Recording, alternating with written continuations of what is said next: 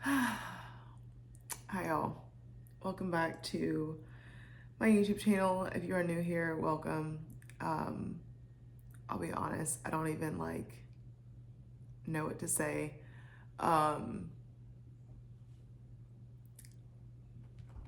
Thanks for being patient with me, I guess. I do plan on reading chapter 32 and 33 of Genesis. But this has just been quite a crazy couple of days, and I was just kind of sitting here before I started the camera on my phone and just was just like, I don't even know what to talk about. I don't necessarily if I'm being honest, I wouldn't say this is something I struggle with, but I would say in this moment, it is something that I have felt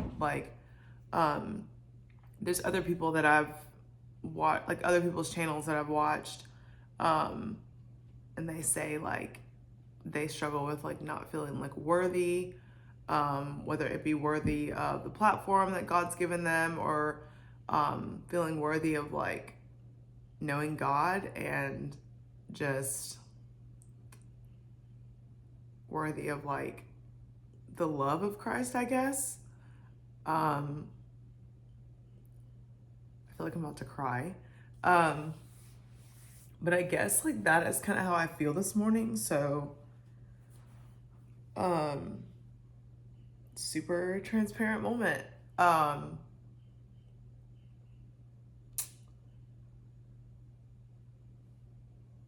I've had to just do a lot of really hard things on my own recently. A lot of good things have happened, but I don't know. I think for my brain and who I am, and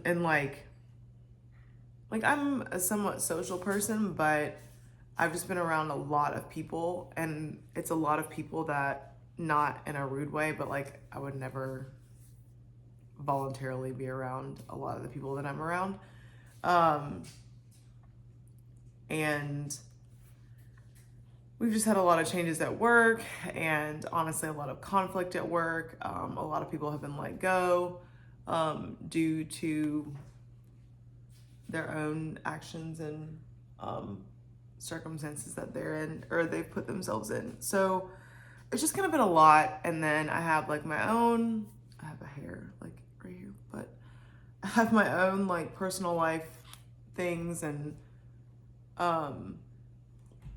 not with people, but just a lot of tasks that I have to do. And I had a lot of things that my home owner's insurance was asking me to fix in my house, and they're totally bogus things, but I just had to get them done. So I am kind of sorry, my cat is playing on the leaf. I'm kind of on E, I guess, or I was, and I guess I just wasn't as relaxed and pleasant, and I guess who I would want to be, just because a lot of the circumstances and just things that I've had to endure and be around. So I guess I say all that to say, in this moment, I don't really feel, I just feel very regular, which I am a regular person, but you know what I mean? I just don't feel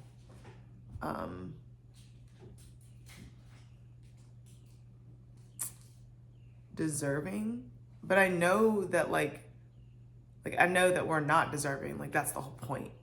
So it's just a very weird thing to try to express, and yeah. So I hope that you guys are doing good, and even me recording this video and just having time today was an answered prayer in its own.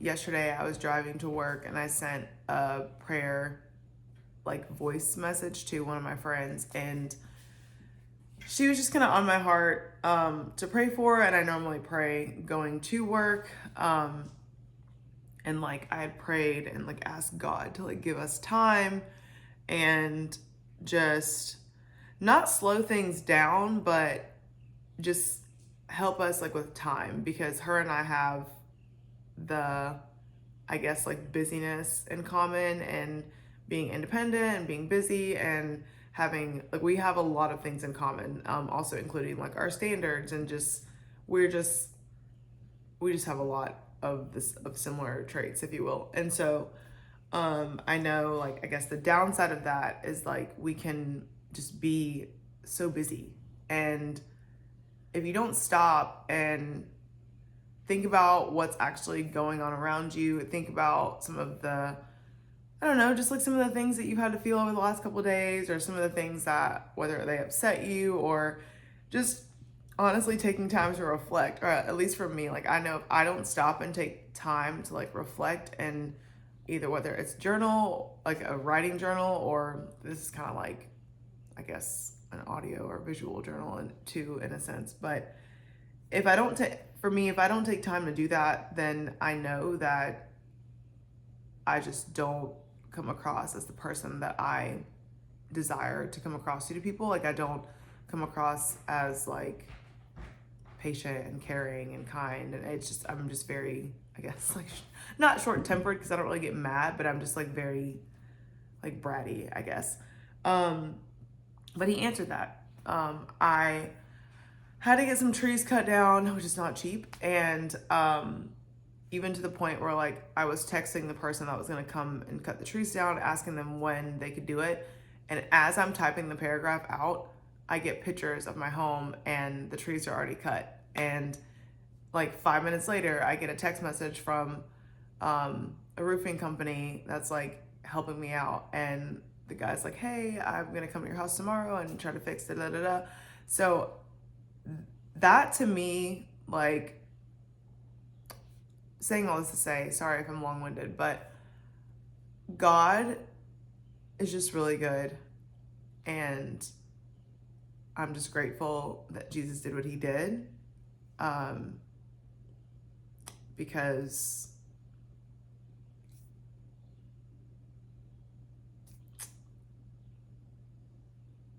I just don't know, like I don't know where, like, obviously, like, where I would be without him, but also, too, like, I just would be a different person. I would just be a really different person. And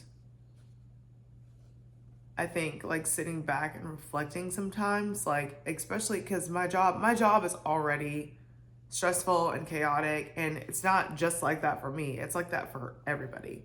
So like everybody that we work with. So it's, some of it is like you can't tell other people how to do, like you can't tell other people how to be, I mean, everybody's like their own person. So it has been quite a couple days.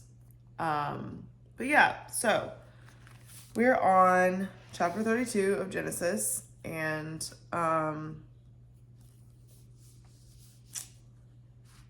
just going to read and reflect, and that's what we're going to do. All right, I'm reading in the NLT Bible, and this is chapter 32, verse 1. As Jacob started on his way again, angels of God came to meet him. When Jacob saw them, he exclaimed, "This is God's camp." So he named the place Mahanaim. Jacob sends gifts to Esau. Then Jacob sent messengers ahead to his brother Esau, who was living in the region of Seir in the land of Edom. He told them, "Give this message to my master Esau. Humble greetings from your servant Jacob. Until now I have been living with Uncle Laban, and now I own cattle, donkeys, flocks of sheep and goats, and many servants, both men and women. I have sent these messengers to inform my lord of my coming, hoping that you would be friendly to me." After delivering the message, the messengers returned to Jacob and reported, "We met your brother Esau, and he's already on his way to meet you with an army of 400 men." Jacob was terrified at the news. He divided his household along with the flocks and herds and camels into two groups. He thought, if Esau meets one group and attacks it, perhaps the other group can escape. Then Jacob prayed, O God of my grandfather Abraham and God of my father Isaac, O Lord, you told me, return to your own land, return to your own land and to your relatives. And you promised me I will treat you kindly. I am not worthy of all the unfailing love and faithfulness you have shown to me, your servant. When I left home and crossed the Jordan River, I owned nothing except a walking stick. Now my household fills 2 large camps. O Lord, please rescue me from the hand of my brother Esau. I'm afraid that he is coming to attack me along with my wives and children.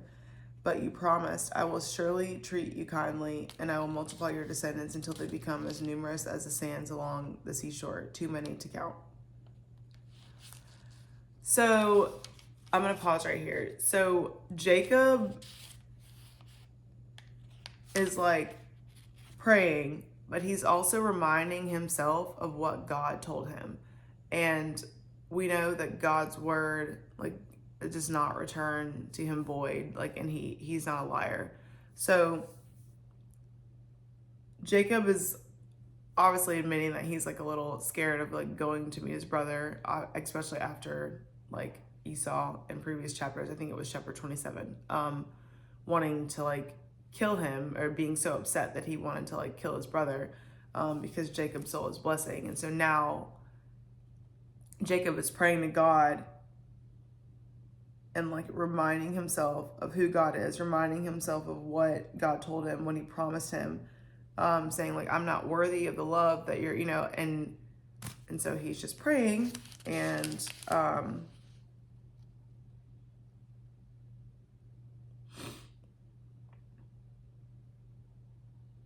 I think it's also interesting that like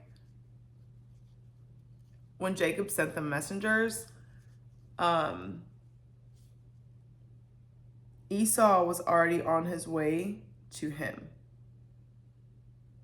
And I often wonder too, like, was Esau on his way with an army, like, to help Jacob? And then how the messengers communicated it may have like scared him. I don't know. That's just a thought. But Jacob, even though he was a little bit scared, reminded himself of what God had spoken to him and was asking God and like praying to God for help. Verse 13, Jacob stayed where he was for the night. Then he selected these gifts from his possessions to present to his brother Esau: 200 female goats, 20 male goats, 200 ewes, I think that's how you pronounce it, 20 rams, 30 female camels with their young, 40 cows, 10 bulls, 2 female donkeys, and 10 male donkeys. He divided these animals into herds and assigned each to different servants. Then he told his servants, go ahead of me with the animals, but keep some distance between the herds. He gave these instructions to the men leading the first group. When my brother Esau meets you, he will ask, whose servants are you? Where are you going? Who owns these animals? You must reply, they belong to your servant Jacob, but they are a gift from his master Esau. Look, he's coming right behind us. Jacob gave the same instructions to the second and third herdsmen and to all who followed behind the herds. You must say the same thing to Esau when you meet him. And be sure to say, look, your servant Jacob is right behind us. Jacob thought, I will try to appease him by sending him gifts ahead of me. When I see him in person, perhaps he will be friendly to me. So the gifts were sent on ahead while Jacob himself spent the night in the camp. So basically Jacob is like staggering these gifts and the animals to send to Esau, so that way when he finally sees Jacob, he's trying to like butter him up in a way. Jacob wrestles with God. This is verse 22. During the night, Jacob got up and took his 2 wives, his 2 servant wives, and his 11 sons and crossed the Jabbok River with them. After taking them to the other side, he sent over all his possessions. This left Jacob all alone in the camp, and a man came and wrestled with him until dawn began to break. When the man saw that he would not win the match, he touched Jacob's hip and wrenched it out of socket. Then the man said, let me go, for the dawn is breaking. But Jacob said, I will not let you go until you bless me. "What is your name?" the man asked. He replied, "Jacob." "Your name will no longer be Jacob," the man told him. "From now on you will be called Israel, because you have fought with God and with men and have won." Please tell me your name," Jacob said. "Why do you want to know my name?" the man replied. Then he blessed Jacob there. Jacob named the place Peniel, which means face of God, for he said, "I have seen God face to face, yet my life has been spared." The sun was rising as Jacob left Peniel, and he was limping because of the injury to his hip. Even today, the people of Israel don't eat the tendon near the hip socket because of what happened that night when the man strained the tendon of Jacob's hip. So I'm pretty sure going forward, Jacob walks with a limp because of him wrestling with God. So this kind of reminds me of, I'd have to look up the specific verse, but Paul talks about a thorn in his side. Because you have to think, if that's a physical, reminder of you knowing God, or you wrestling with God, or God doing something in your life, you're not going to be able to forget it if you limp, or if you have something that just reminds you of him all the time. And so this is when God changes Jacob's name from Jacob to Israel. And I heard one time, I think it was a sermon from, I think it was Social Dallas, and Pastor Robert Madu, he was talking about how, imagine Jacob trying to change and trying to be a different person, and Jacob meant deceiver. And so someone just calling him deceiver, deceiver, deceiver, every time they say his name. And so Israel means God fights. So I just thought that was kind of interesting. And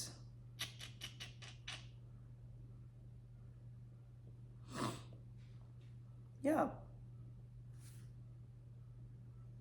All right. We're going to move on. Chapter 33. Then Jacob looked up and saw Esau coming with his 400 men. So he divided the children among Leah, Rachel, and his 2 servant wives. He put the servant wives and their children at the front, Leah and her children next, and Rachel and Joseph last. Then Jacob went on ahead. As he approached his brother, he bowed to the ground 7 times before him. Then Esau ran to meet him and embraced him, threw his arms around his neck and kissed him, and they both wept. Then Esau looked at the women and children and asked, "Who are these people with you?" "These are the children God has graciously given to me, your servant," Jacob replied. Then the servant wives came forward with their children and bowed before him. Next came Leah with her children, and they bowed before him. Finally, Joseph and Rachel came forward and bowed before him. So he put them in order, which it's a very interesting but honest order, right? So the servant wives and their children were at the front. Then Leah and her children were next, and Rachel and Joseph were last. And so we know that Jacob loved Rachel, and if you think about an army, then if someone's attacking you, then the people in the back are going to die first. I'm sorry, they're going to die last. The people in the front would die first. So it's an interesting order because it's almost, I don't want to say order of worthiness, but it's almost the order of importance.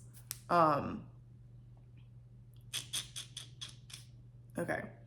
Verse 8. "And what were all the flocks and herds I met as I came?" Esau asked. Jacob replied, "They are a gift, my lord, to ensure your friendship." I'm so sorry, y'all.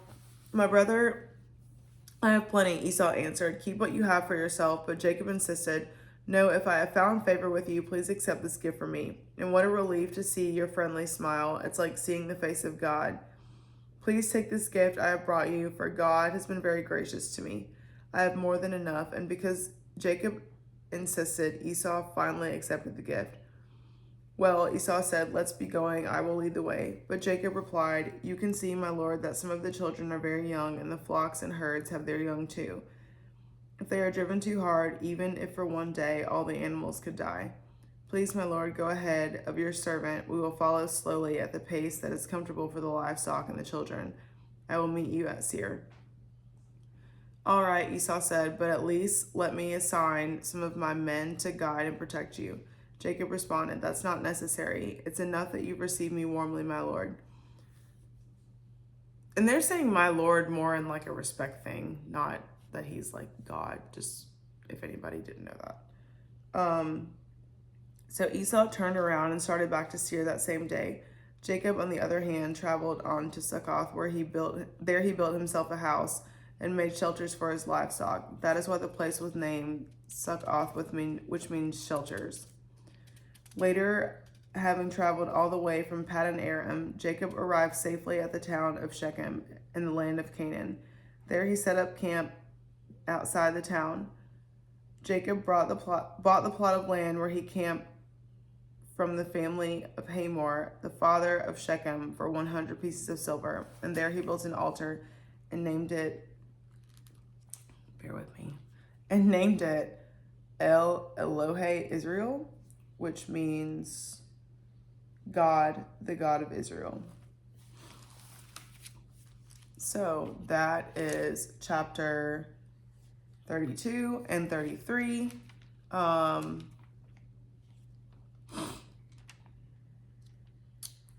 So chapter 27, the end of chapter 27 is where Jacob flees.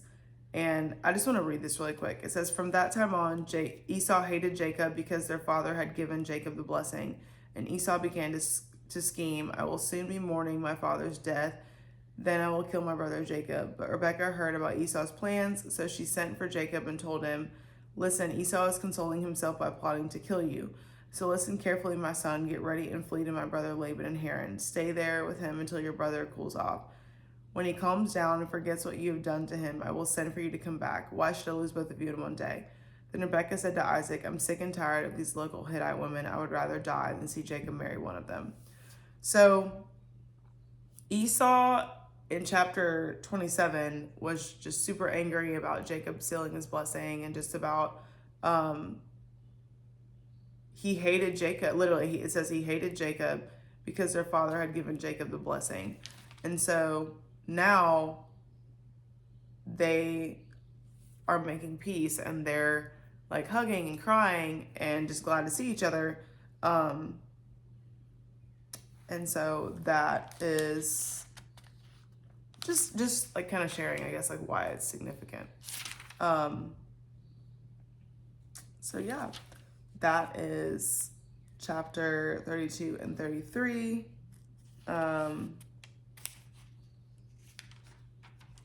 And yeah, I am gonna get off of here and go do house things. But thank you guys for listening. I also do want to let you know, especially at the end of the video, if you've made it to the end of this video, I do pray for you guys. And I just hope that you like get authenticity from my channel. I am not a perfect person at all. I am the farthest thing from it. Like, if perfect is over here, I am way over here. But God is so good, and he is so kind, and I don't know. It's a very hard thing to explain, like, especially because I have like my own personal relationship with the Lord. But I don't think I said this in the beginning, but I just encourage you to seek him for yourself and spend time with God, like on your own. And like, I know for me, especially today, that is something that I am going to like intentionally like prioritize, because I asked God for this time. And honestly, like, he gave it to me. So hopefully this encourages somebody, because he does hear you and he does answer prayers, especially if it's in his will. And yeah, so he's good. But I will talk with you guys later. Bye.